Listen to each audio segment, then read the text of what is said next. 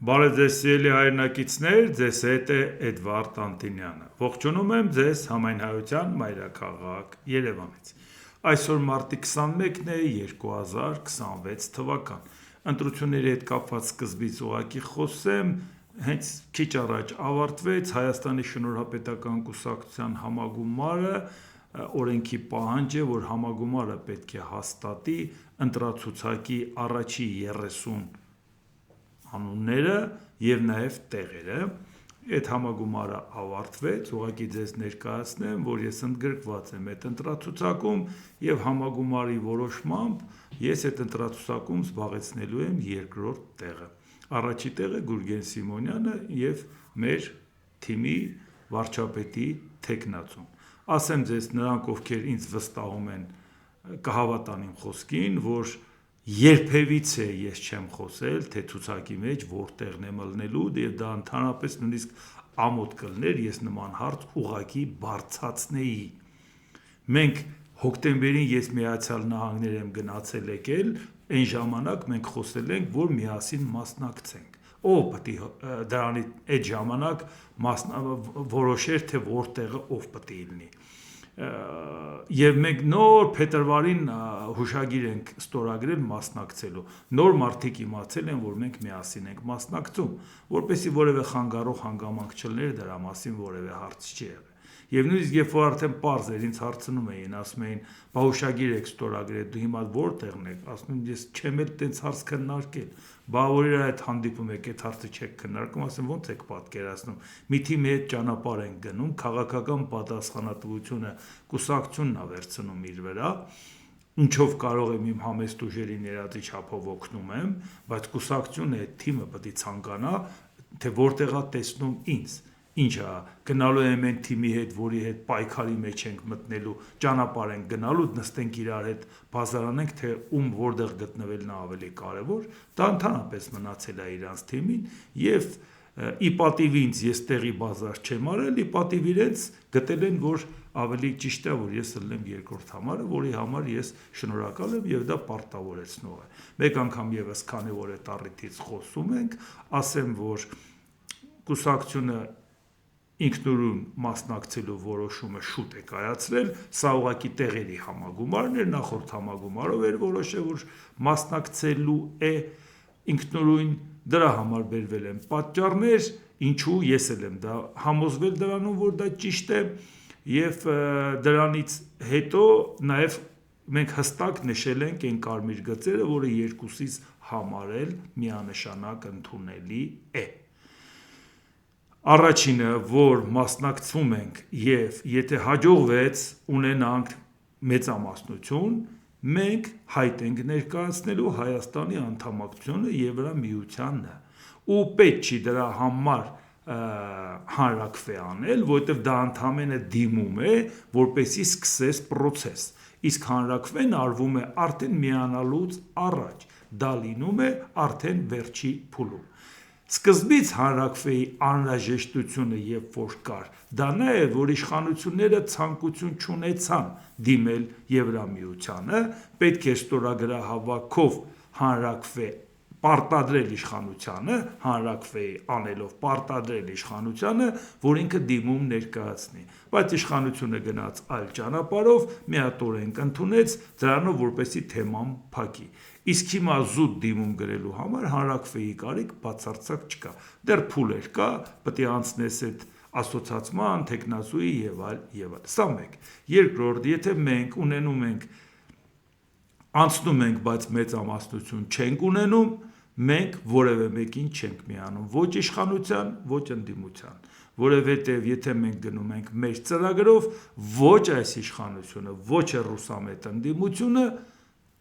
մեր ծրագրերի հետ ընդհանուր ոչինչ չկա։ Այսինքն ինչ քանի մանդատ մենք կստանանք, այդ մանդատով մենք կպաշտպանենք մեր թեկնածուին որպես վարչապետի թեկնածու։ Եթե որևէ մեկը գտնում է առանց կոալիցիա կազմելու մեր թեկնածուին նախապատվություն տա, խնդրեմ, թող տա։ Ու պետք չի մեզ ասել, բա համախմբում չեք ուզում, բայց ու համախմբում ենք ինչ անենք, Հայաստանը դարձնենք Ռուսաստանի գուբերնիա, մտամ թե Նիկոլ Փաշինյանը Հայաստանը Ռուսաստանի տակից անել, մի հատ էլ գնում ենք, միանում ենք Ռուսամե, բայց այդ դեպքում հարց է ծագում, բա մեր մասնակցելու իմաստը որն է։ Եթե պետք է գանք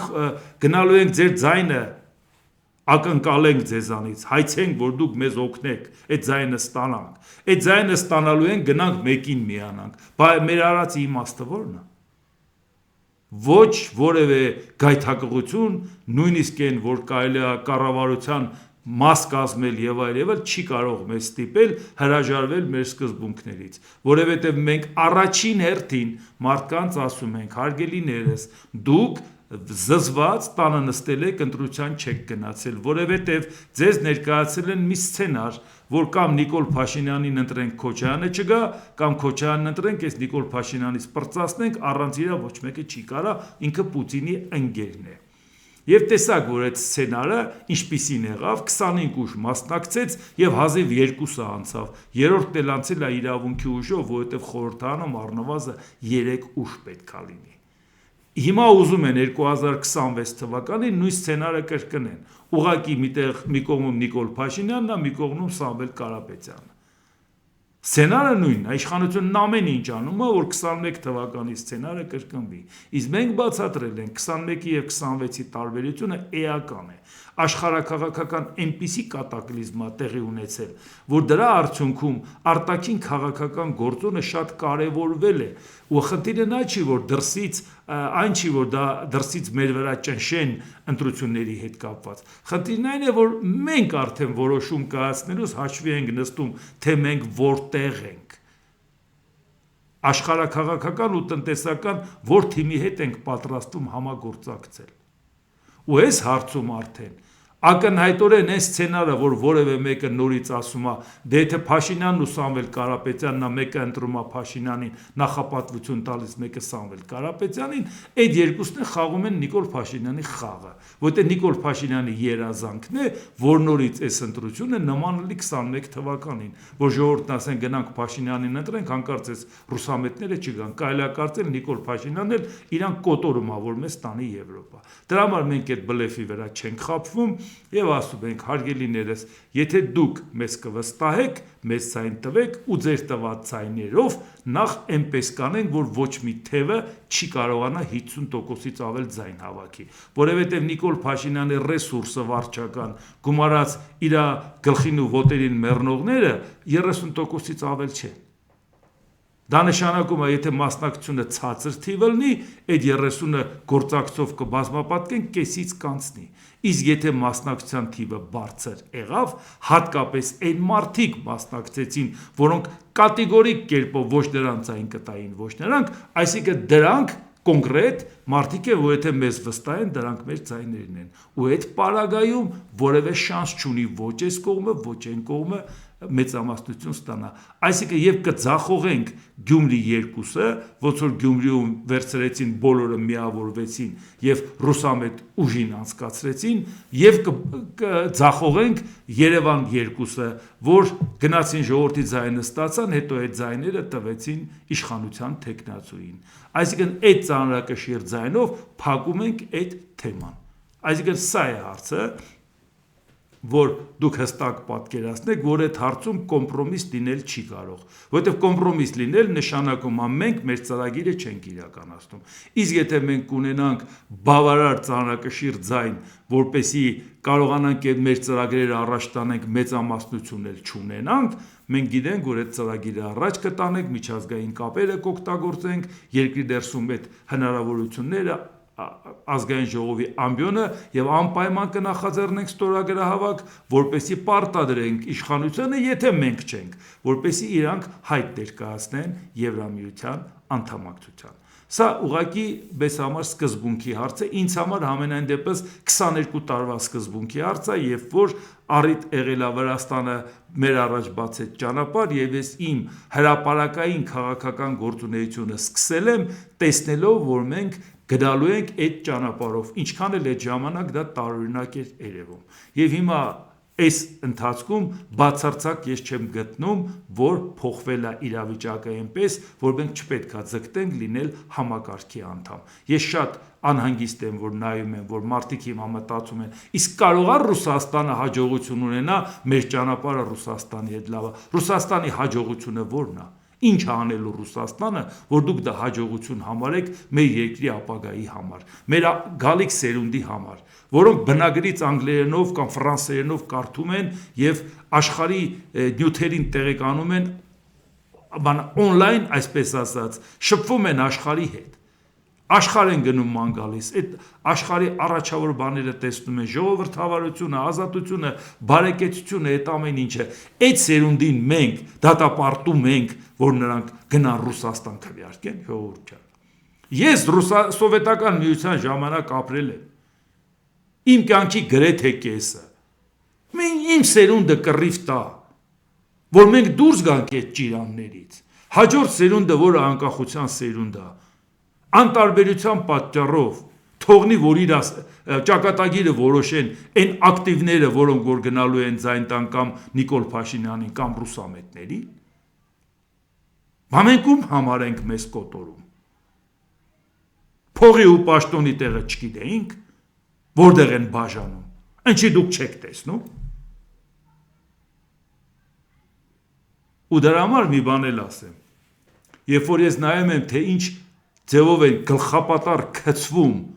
մեկ է տենում ես այն ժամկետանց քաղաքական գործիչներ, էլ մտավորականներ, էլ գիտնականներ, էլ չգիտես ինչ, մեկ էլ իրանք սենց մի անգամից սենց իրանց մոտ առաջագալիս մի միտք, որ մտահոգ են իրանք, այս վերջերս ծպտունները դուրս չեր գալի ոչ մի առիթով, մտահոգ են իրանք եւ մեկը ուզում է Հայաստան դաշինքին միանա, որտեղ նա է փրկությունը, մեկը առաջարկ Հայաստանին միանա, որտեղ նա է փրկությունը, մեկը հզոր Հայաստանին միանա, որտեղ դա է փրկությունը, մեկն է խաղաղությունը ուզում, դա է փրկությունը Նիկոլ Փաշինյանին, Ժորժ ջան, մի խաբեք, այնտեղ պաշտոն են բաժանում, այնտեղ էլ փող։ Ոչ մեկը դրա վրա չի խաբվում։ Դուք դա եք ընտրում։ Ես դրա համար Երբ որ տեսնում եմ, թե ինչ կներեք, ինչ թափով են քցվում դեպի են կողմ ու դեպի են կողմ, մտածում եմ տակը կարող է այնքան քիչ մարդ մնա, երևի հունիսի 7-ին ընտրությունների օրն է, հունիսի 6-ին լռության օր է, հունիսի 5-ին հավաքվենք, Հայաստանի դրոշը դնենք, այդ մի քանի հոգով նկարվենք, թե ովքեր դիմացան այդ գայթակղությանը, որ չվազեցին փողի ու պաշտոնի հետևից։ Այնքանա, որ մի նկարի մեջ կտեղավորվենք, ժողովուրդ ջան։ Հետո կարծում եմ հետագայում քանդակել կանեն, որտեղ սերունդին ցույց տան, ասեն նրանք այն մարդիկ են, որ այս գայթակղությանը դիմացան, դու գիտեք հեշտեր։ 300 սպարտացիները մեր թվարկությունից առաջ 480 թվականին դուրս եկան Զորքի դեմ Քսերքսես առաջինի Պարսից զորքի դեմ մոտ 200,000-անոց գիտեք մեծ տենց ընդամենը հայրենիքի համար կյանքը զոհեցին այդ ինչ մի զարմանալու բան է դուք զարմացեք որ հայը փողը տենա չգայթակղվի ժողովուրդ պետք է անուն անառուն այդ մարդկանց ասել որ նրանք դիմացան այդ գայթակղությանը ժողովուրդ ջան այս պետությունն էս ինչ ենք սարքել որ մեկը կանգնում ասում է այդ գաղափարախոսությունը դուրս գալիս է ուզում եմ միանամ այդ գաղափարախոսության ասացի մի նախադասություն հոդաբաշխ կարող ես պատմել թե ինչ ասել որ գաղափարախոսությունը դուրս եկել է ամոթ է էլի ձեզ մի խայտարակ եք էլի գալիք սերունդին ինչ օրինակ եք ծառայում Բա ինչ եք ակնկալում, որ այդ մարդիկ ձեզ հեղինակություն ընդունեն, ձեզ լսեն, տեսնելով, թե դուք ես ինչ եք անում, իրանց ապագայի հետ ոնց եք վարվում։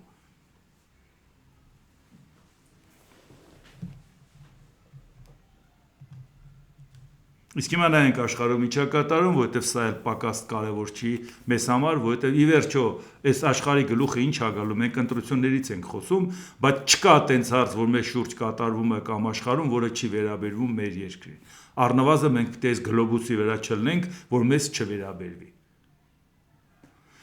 Իսրայելի վարչապետ Բենյամին Նեթանյահուի արտահայտությունը կտրուկ արձագանք է առաջացրել աշխարհի քրիստոնյաների շրջանում։ Նրա խոսքերը տեսակոնֆերանսի ժամանակ ընկալվել էին որպես վիրավորանք Հիսուսի հասցեին և սպառնալիք կրոնական զգացմունքներին, գրում են իսրայելական Կուրսորինֆո հարթակը, հենց իսրայելականն է գրում։ Իրանում իշխանության կայունության և երկրում գազային օբյեկտների վրա հարձակման մասին լրագրողի հարցին ի պատասխան Նեթանյահուն մեջբերել է ամերիկացի պատմաբան Ուիլ Դյուրանտին վերագրվող խոսքերը. «Հիսուսը Չինգիզ խանից լավը չէ, քանի որ եթե դու բավականաչափ ուժեղ ես, անողոք և հզոր, չարը կհաղթի բարուն, ագրեսիան կհաղթի չափավորությանը»։ Քննադատությունից հետո Իսրայելի վարչապետը շտապել է պաշտոնական հայտարարություն անել ու ընդգծել, որ չի վերավորել Հիսուսին, այլ պարզապես մեջբերել է պատմաբանի խոսքերը։ Իհարկե սրան անմիջապես արձագանքեց նաև Իրանի արտգործնախարար Աբբաս Արաղչին, որ տեսեք քրիստոնյաներին վիրավորում է, Քրիստոսին վիրավորում է եւ այլ, մանրամասը դա չեմ ուզում ներկայացնեմ, ուղղակի նայենք, երբ որ Իսրայելի վարչապետն ասում է, ես ուղղակի մեջբերել եմ ինչ-որ մեկի գրածը, այդ ինչ-որ մեկի գրածը եթե մեջբերել ես, եթե դու դրա հետ համաձայն չես, ինչի ես մեջբերում։ Կամ եթե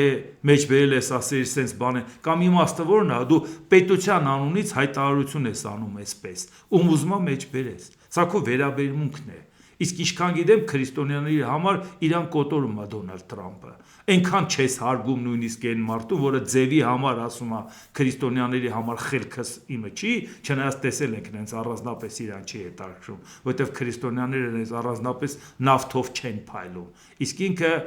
նավթի փայլն է սենց իրան ուղղակի շատ դուր գալիս, էլի։ Դրա համար գոնե հարգեիր Բաքու գործընկերոջը։ Այդ ինչ զրույց ես անում։ Եվ ինձ հետաքրքիր է, օրինակ ասենք, այս մարդը սա իրան ինչի համար է թույլ տալի։ Աշխարհը այնքան մարդ է, այնքան բան գրե։ Եթե մի բան մեջբերում ենք ու ասում ենք, ուրեմն համաձայն ենք դրա հետ։ Համաձայն չենք, ասում ենք համաձայն չենք։ Կամ եթե համաձայն չենք, մի գրողի ասածը որպես ինչ ես հիշում, Քրիստոսին Չինգիզ խանի հետ համեմատելը։ Բայց նա բան է համեմատել, դու էլ հիշում ես։ Ես նրա համար, այն բանի համար, ժողովուրդ ջան,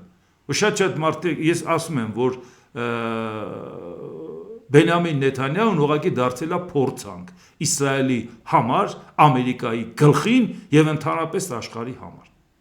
Եվ Իսրայելն է արդեն իր ձեռից կրակն ընկել։ Ժամ առաջ ինքը պետք է մտածի հարմար ձևը գտնի իր հարցերը լուծի։ Այնպես լուծի, որ խայտառակ չլինի, ասեն լավ, պատերազմում պարտվեց, որտեղ իրանք հիմա ավելի ծանր հարվածներ են հասցնում, հույս ունեն, որ ուղղակի կջախջախեն, կտապալեն, բայց ասում են, մեզ չի հետաքրքրում ուրանի հարստացումը, չի հետաքրքրում բալիստիկ հրթիռները, ոչ թե չի հետաքրքրում, այլ դա վերացրել ենք։ Մեզ պետքա պետությունը փոխել, մեզ պետքա այդ իշխանությունը փոխել։ Հատուկ նպատակային խփում ենք, մինչև ժողովուրդը ոտի կանգնի իշխանություն փոխի։ Էս է իրանց ուզածը։ Բա Քրիստոսի հետ ինչ գործ ունես։ Սա նաև նրանց համար, որ խելքները գնում են Բենյամին Նեթանյահուի համար։ Հավատացնում եմ ձեզ, Իսրայելը Նեթանյահուի համար խելքները չի գնում։ Ամերիկայում նույնպես։ Դուք շատ փոքր թվով մարդկանց մեջ եք, ովքեր խելագարված են Բենյամին Նեթանյահուի վարքագծով կամ նրա կերպարով։ Իրանի արտգործնախարար Աբբաս Արաղչին ասել է. «Մենք նեղուցը չենք փակել, այն բաց է։ Հորմուզի նեղուցը փակ չէ նավագնացության համար, եւ Թեհրանը պատրաստ է ապահովել ճապոնական նավերի անվտանգ անցումը Տոկիոյի հետ համապատասխան խորհրդակցություններից հետո»։ Տարանցման սահմանափակումները վերաբերվում են միայն Իրանի դեմ հարձակումներին մասնակցող երկրների նավերին։ Թեհրանը պատրաստ է անվտանգության աջակցություն ցուցաբերել մյուս բոլորին։ Ինչպես տեսնում եք, այսինքն կարողանում է Իրանը վերահսկողություն սահմանել ու կարողանում է այնպես վերահսկողություն սահմանել, որ այս հանգիստ նայում ասում է, այս ամերիկյանը, էսա, սրան թողում եմ, սրան չէ։ Ոնց է կարողանում Իրանը այդ վերահսկողությունը սահմանի, եթե լրիվ տապալել ու կործանել եք։ Ոնց է կարողանում։ Մինչև հիմա հանելուկ չի,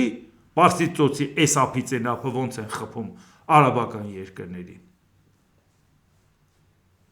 Բա օդում ինչի չեք խփում։ Էդ էլ Ամերիկայի տեխնիկան է։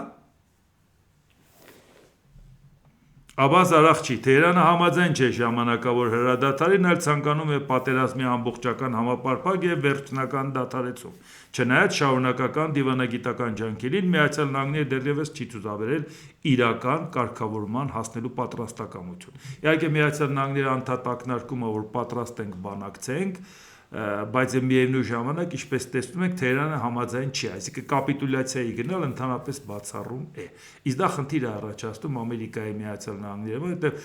ցամաքային գործողություն կատարելը դա կարող է լինել կատաստրոֆա Ամերիկայի համար։ Ինքը այսօր պատրաստ չի ցամաքային գործողության։ Պարզապես նաև իրան թույլ չեն տա, որ ինքը դա անի։ Ծախսերը կլինի հսկայական, կորուստները կլինի հսկայական։ Իրանի հետ տենց կատակներ ինքը չի կարող անել։ Եվ այս պարագայում դա նաև մեզ համար լրացուցիչ խնդիր կարող է առաջանալ նաև ցամաքային գործողությունը։ Աստված գիտի որտեղից կցանկանան մտնեն, ինչ կպայթեստեն, ինչ կանեն եւ ինչ խնդիրներ կառաջանա, կամ ինչքան կձգվի այդ պատերազմը, որի արդյունքում մեր հարավային դարպասը մեր առաջ կարող է փակվել։ Իսկ դա կարող է առաջացնել շատ լուրջ գնաճ եւ շատ լուրջ խնդիրներ եւ շատ տնտեսություններ կարող է ուղղակի խզվի կապը, որովհետեւ նաեւ հումք, բան, հազար ու մի հարցեր է գալի։ Այնպես որ մենք դրան շատ ուշադիր հետևելու ենք, որովհետեւ վատը նա է, որ երբ որ մեր իշխանությունները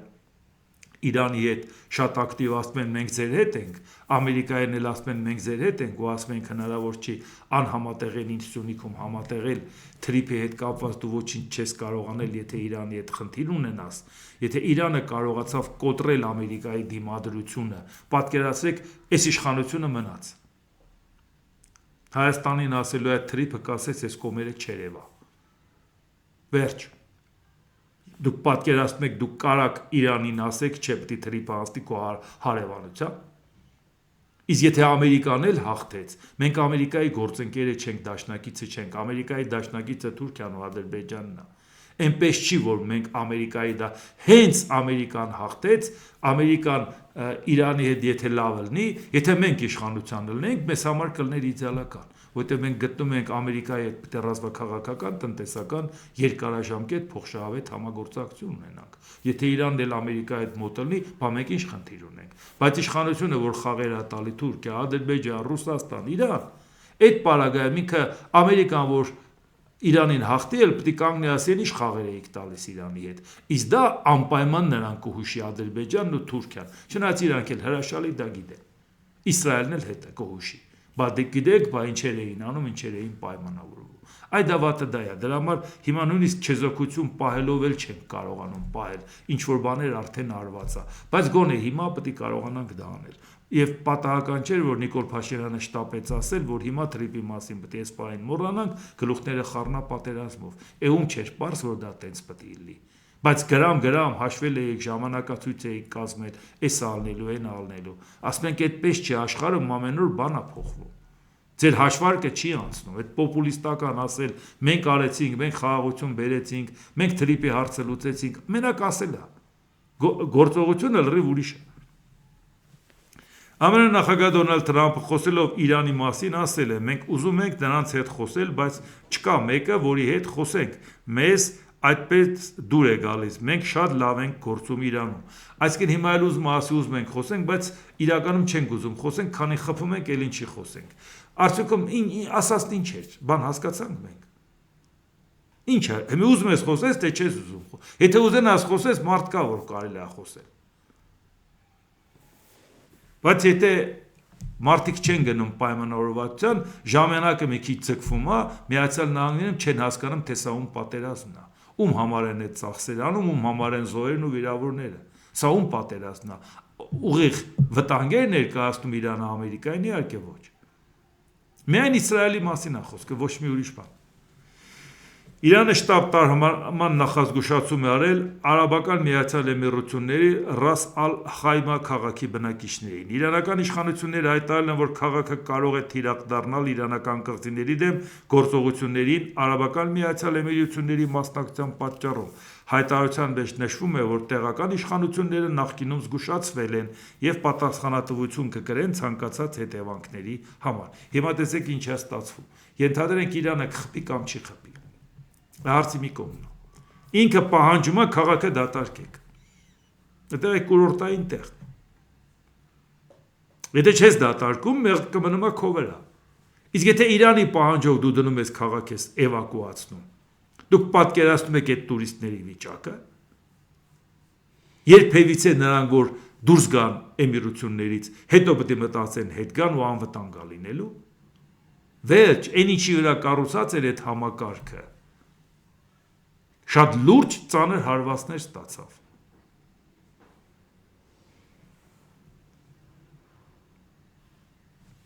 Եվ փաստորեն Իրանը կարողանում է շատ հանգիստ օրակարգ թելադրի էմիրություններին,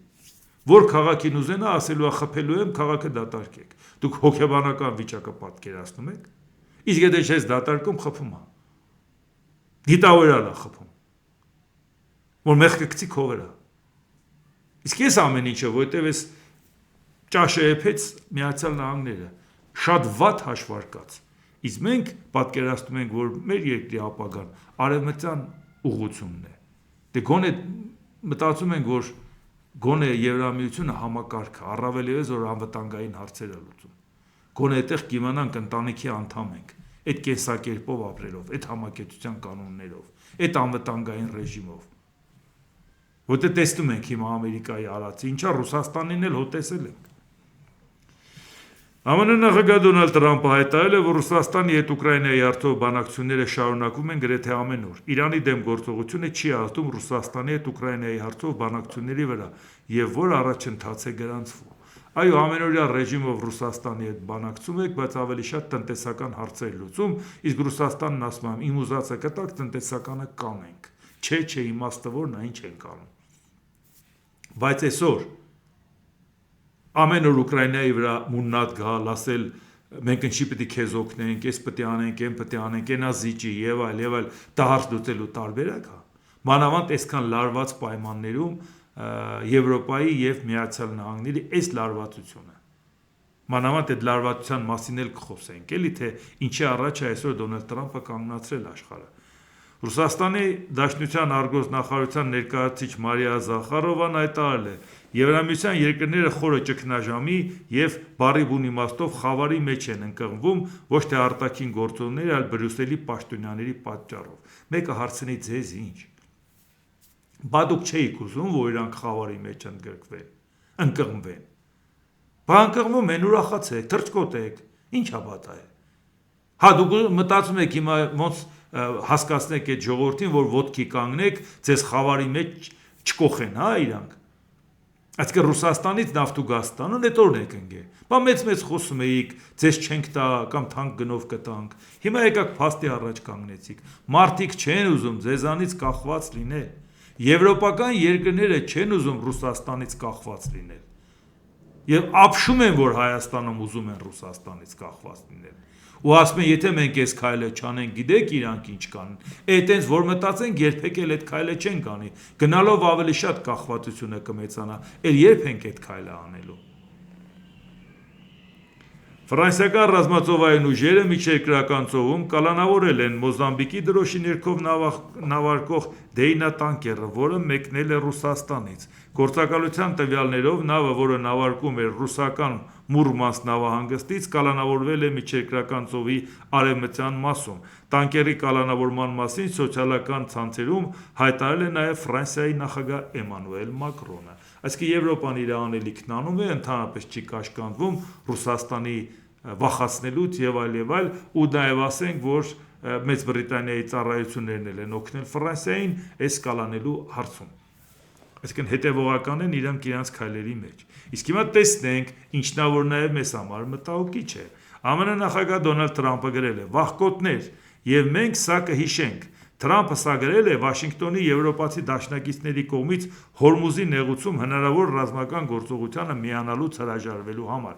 Առանց ԱՄՆ-ի ՆԱՏՕ-ն թղթեվագր է, դժգոհում են նավթի բարձր գներից, բայց չեն օգնում Հորմուզի նեղուցի բացման հարցում, գրել է Թրամփը։ Այսինքն Հորմուզի նեղուցը միևնույնն է չի կարողանում Դոնալդ Թրամփը իր ուժերով բացի։ Դուք պատկերացնեք հարցի խայտառակությունը։ Հիմա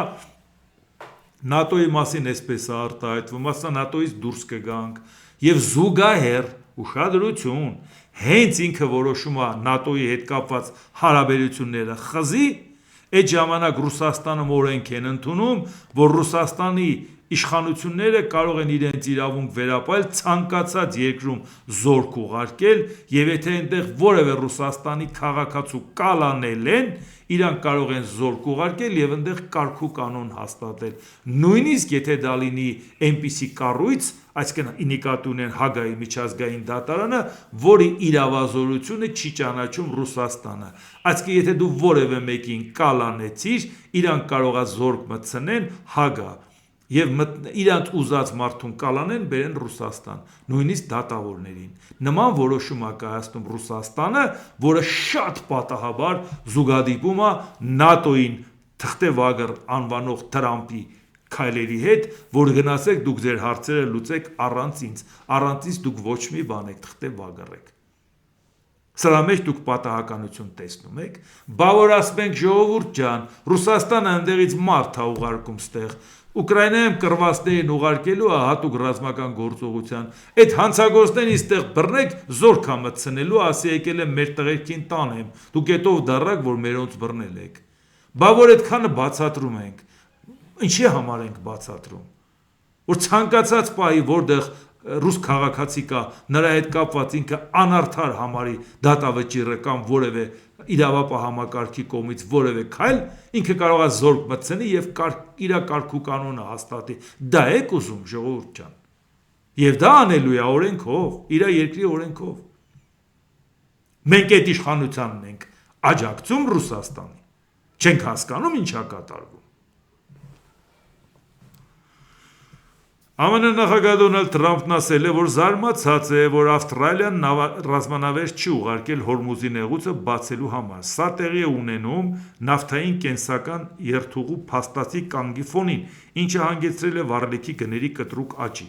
Ավստրալիայի վարչապետ Էնթոնի Ալբանեզեն հայտարարել է, որ Ավստրալիան ցուցաբերել է այն աջակցությունը, որն իրենից խնդրել են, եւ որ ինքը ԱՄՆ նախագահից որևէ այլ խնդրանք չի ստացել։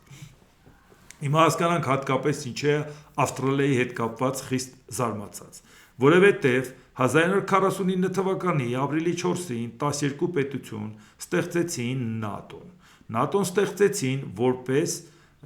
հակակշիռ խորհրդային միության ակտիվության, որովհետև մտածում են, որ խորհրդային միությունը հենց որ միջուկային զենք ունեցավ, անցնելու է նորից նվաճողական քաղաքականության։ Այսինքն ՆԱՏՕ-ն ընդամենը զսպող կառույց էր զուտ եվրոպական անվտանգության։ Եթե ասում ենք Եվրոատլանտյան, նկատի ունենք, որ նրա մեջ մտնում է Միացյալ Նահանգներն ու Կանադան, բայց դրա նպատակը Միացյալ Նահանգների ու Կանադայի անվտանգությունը չէր։ Դրա նպատակը Եվրոպայի անվտանգությունն էր։ Հիմա սա ինչու համար ասեցի, որտեղ դրանից հետո եղել է առաջի ընդլայնում 52 թվականին Թուրքիան ու Հունաստանն են միացել, բայց 51 թվականին ստեղծվել է Անզյուսը, այսինքն ռազմական բլոկ, որը Ամերիկայի Միացյալ Նահանգներ, Ավստրալիա, Նոր Զելանդիա։ Ինչու եմ ասում, որ զուտ եվրոպական անվտանգության համար էր ՆԱՏՕ-ն, եթե դա այդպես չլիներ, ինքը իր դաշնակից գործընկերներ Ավստրալիային ու Նոր Զելանդիային կմտցներ ՆԱՏՕ, այլ ոչ թե կստեղծեր առանձին ռազմական բլոկ։ Եվ քանի որ Միացյալ Նահանգները Ավստրալիայի անվտանգությունն է ապահովում, խիստ զարմացած է, որ Ավստրալիան այս հարցում իրան չի օգնում։ Ավստրալիան է բացատրում, որ ինչքան պետք է օգնել եմ, բայց նաև մի անգամ եւս մի բան նայենք։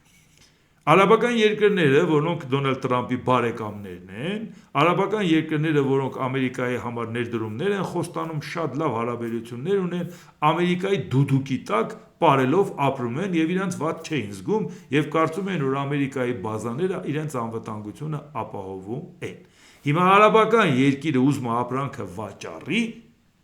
ինչ որ մեկը ապրանքը առնելու է։ Հիմա Դոնալդ Թրամփը առնողին ստիպում է արի քո ապրանքը տար, բայց դու արաբական երկրների ընկերն ես, դու ինչ գործ ունես ապրանք առնողի հետ։ Բա որ այդ արաբական երկրները Ավստրալիային ուղարկում են նավթ։ Հիմա ենթադրենք այդ նավթը ուղարկեին զուլուսներին,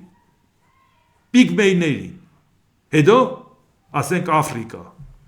Ինչ է իր անելու։ Ասելու էր են տերևը կապած նիզակով տղեկը գան նավերն ուղեկցեն։ Այսինքն առնողի պրոբլեմն է, որ այդ նավը ինքը ուղեկցի։ Դուք այդպես պայմանագիր տեսել եք։ պայմանագիր է կնքում են, վերջնական արդյունքը ապահովագրությունն էլ անում են, ասում են դու վերջում կգնաս, քո ապրանքը կստանաս։ Հարցը դա չէ, անսիվ կլինի, դավ կլինի, ուրիշ տարբերակներ կլինի կամ մեկ ուրիշ անուն կլինի, որով որ իրանք կոնտրակտ են կնքում եւ այդ ապրանքը հասցնում են։ Այսինքն ստացողի խնդրեմն է։ Հիմա եթե մենք նավթ ուզենայինք ստանայինք արաբական երկրներից, բերեին ինչ-որ մի ձևի հասցնեին մեր մոտ։ Հիմա մենք ինչ նավատորմ էինք ուղարկելու, որ այդ նավերը ուղեկցեին, բերեին, հասցնեին մի հատ նավահանգիստ, որոնտեղից երկաթգծով բերեինք։ Դա պետք է լիներ մեր խնդրեմը։ Այսինքն կարելի է այտենց կռիվ սկսել ու այտենց անճարակության խոստովանություն անել ու մուննատ գալ բոլորի վրա։ Բա մենք անհանգիստ ենք։ Նոր աշխարհակարգի համար անհանգիստ ենք։ Թե ինչ կարող է տեղի ունենա։ Իսկ Գերմանիայի կանցլեր Ֆրիդրիխ Մերցն էլ հայտարարել է. մենք ներկա պահին այնքան էլ փայլուն հարաբերություններ չունենք Թրամփի հետ, MAGA շարժումը մեր շարժումը չի։ Դա նկատի ունի դեռ առաջի պաշտոնավարման ժամանակ Make America Great Again, դարձնենք ամերիկյան դարձյալ հզոր, այտենց բան չի կարող լինի, Թրամփի օրոք դա ուղղակի հեքիաթ է,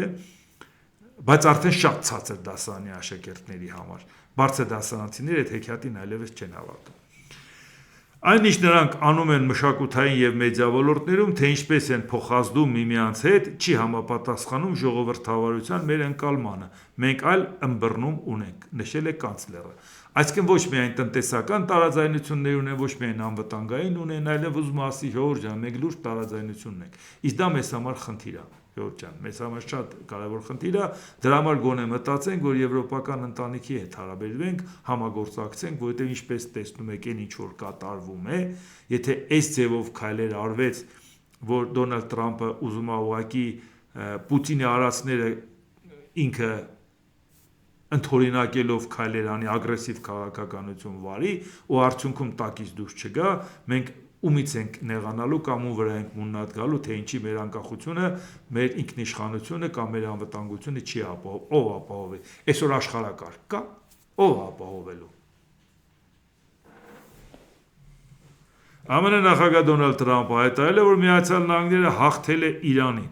Կարծում եմ մենք հաղթել ենք, մենք շարքից հանել ենք նրանց նավատորմը, նրանց օդուժը, ոչնչացրել ենք նրանց հակաօդային պաշտպանությունը, ոչնչացրել ենք ամեն ինչ, ռազմական տեսանկյունից մենք լիովին ազատորեն ենք շարժվում։ Նրանք պարզապես խանգարում են Հորմուզի նեղուցում նավագնացությանը։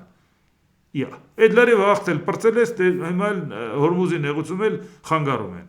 Հարցին, թե Իսրայելը պատրաստ կլինի ավարտել պատերազմը, երբ ԱՄՆ-ն պատրաստ լինի, Թրամփը պատասխանել է. կարծում եմ այո, մենք երկուսս էլ նույն բանն ենք ուզում, մենք հաղթանակ ենք ուզում։ Ես չեմ ուզում զինադադար հայտարարել։ Զինադադար չես հայտարարում, երբ բառացիորեն ոչնչացնում ես մյուս կողմին, ասել է ԱՄՆ նախագահը։ Այսինքն դուք պատկերացրեք, հիմա այսօր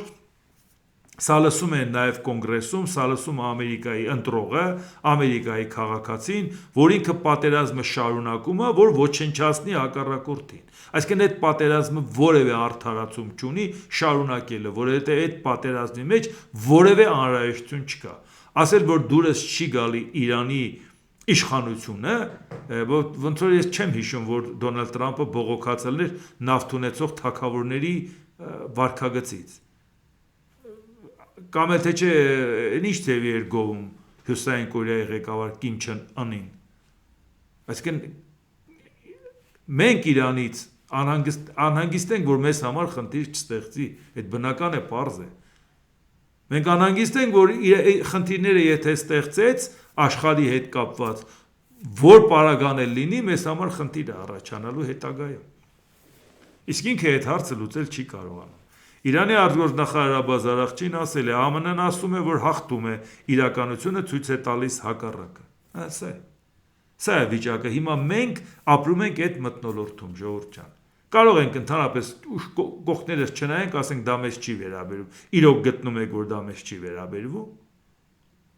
իհարկե Ադրբեջանի արտգործնախարարը նախորդին մի հատ հայտարարություն արեց, որ սենց էլի համ Ամերիկային ցույց տա, որ այնուամենայնիվ հետևողական է այդ հարցում, համ էլ Իրանին ցույց տա, որ ինքը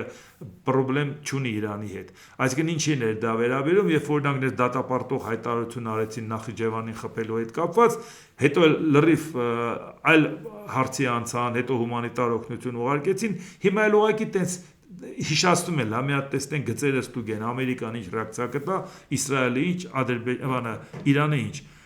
Ադրբեջանի արտգործնախարար Ջեյուն Բայրամովը հայտարարել է, Բաքուն ակնկալում է, որ Թեհրանը կկատարի տված խոստումները եւ կիրականացնի Նախիջևանին անօդաչու դրճող սարքի հարվածից միջադեպի համապարփակ հետաքննություն եւ միջոցներ կձեռնարկի բացառելու նման իրավիճակների կրկնությունը։ Նախարար Բայրամովն ընդգծել է Մերձավոր Արևելքի տարածաշրջանում տիրող լուրջ ճգնաժամին հրատապ արձագանքելու անհրաժեշտությունը։ Էսկալացիայի հետևանքները դուրս են գալիս առանձին երկրների շրջանակներից, ստեղծելով ավելի լայն տարածաշրջանային եւ գլոբալ ռիսկեր, սպառնալով քաղաքացիական